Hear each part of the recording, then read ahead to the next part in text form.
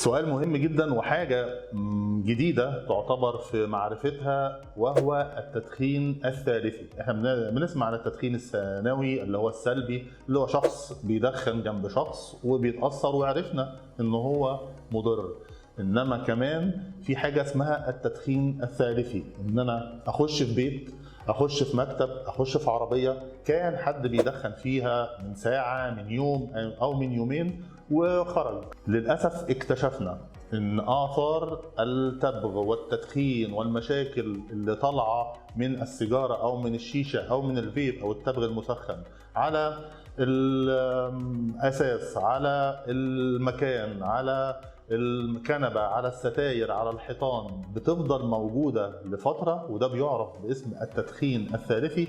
وعلشان تعرفوا اللي أنا بقوله ده، تأكدوا منه، خشوا مكان كان فيه حد بيدخن من يوم، من ساعة، من ساعتين، وخشوا مكان ما كانش فيه حد بيدخن، هتلاقوا في فرق بين ريحة المكان هنا وهنا، وده دليل ان آثار التدخين بتفضل موجودة. مشاكل التدخين وضرر التدخين في المكان اللي كان حد فيه بيدخن برضه بتعادل وزيها زي التدخين السلبي، وبالتأكيد ضارة بجسمنا وبصحة قلبنا.